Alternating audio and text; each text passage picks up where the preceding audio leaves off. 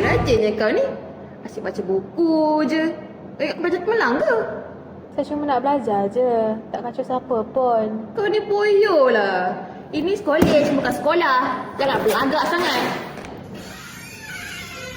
Zara cukup. Kau tak penat ke kacau orang? Kau nak tunjuk hero? Baik je urus sendiri dia nak.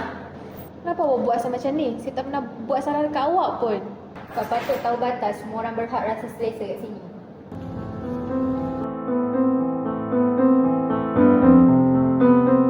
Aku risau tentang Kalisha. Zara selalu bully dia. Aku pun dengar banyak aduan daripada pelajar lain. Tapi ramai takut nak suara. Kita tak boleh biarkan perkara ni berlanjutan. Zara perlu sedar kesilapan yang dia buat. Aku takut kalau aku lapor nanti makin teruk. Tak apa. Aku ketua kelab kebajikan. Kita boleh buat sesuatu bersama. Aku akan laporkan dekat doktor.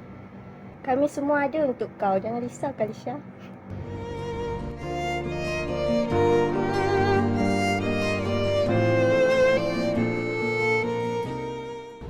Awak berani datang ke sini adalah langkah yang besar. Bully bukan salah awak. Kami akan cuba membantu. Saya cuma nak belajar dengan tenang je. Saya dah tak tahan dah kena macam ni. Jangan risau. Kami akan siasat dan ambil tindakan. Awak tak kesorangan. Kau kuat. Semua orang patut rasa selamat di kampus ini. Betul, tu ada untuk kau. Jangan takut. Saya akan pastikan prosedur ini berjalan dengan lancar. Kita akan libatkan pihak pengurusan untuk tindakan yang lebih tegas.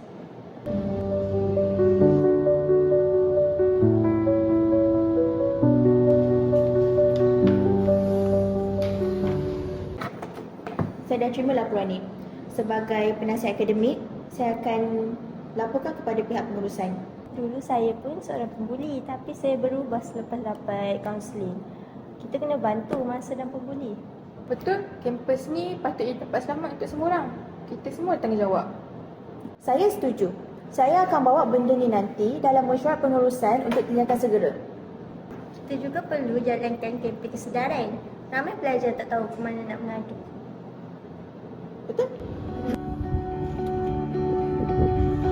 Saya rasa kita patut buat satu plan tindakan yang lebih terperinci yang melibatkan pelajar-pelajar lain.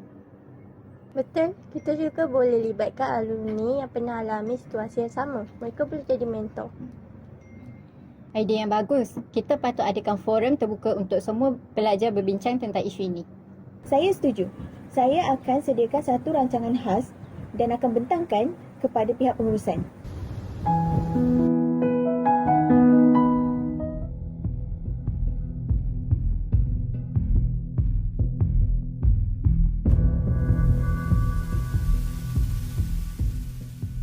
Zara, saya dah terima banyak aduan tentang awak ni. Ini adalah isu serius. Tapi saya cuma bergurau. Mereka yang terlalu sensitif. Gurauan tak seharusnya menyakitkan orang lain, Zara.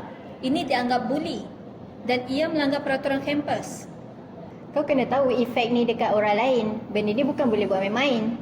Okey, macam ni lah. Sebagai tindakan disiplin, awak digantung dari peperiksaan dan kelas selama 2 minggu. Selain tu, awak kena menghadiri sesi kaunseling dengan Cik Pearl. Lepas tu, awak kena menghadiri program anti-bully. Faham? Saya faham. Saya minta maaf atas semua kesalahan saya buat. Langkah pertama adalah kesedaran. Kami harap awak belajar daripada kesilapan ini.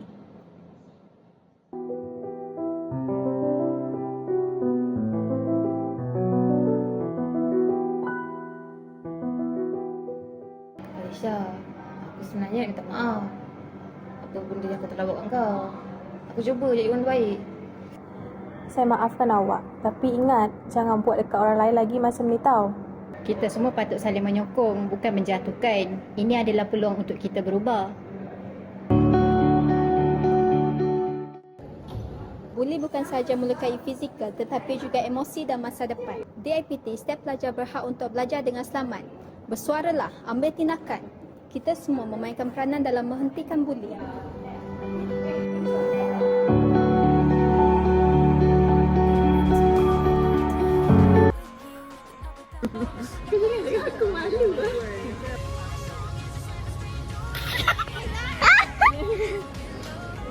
Azwa.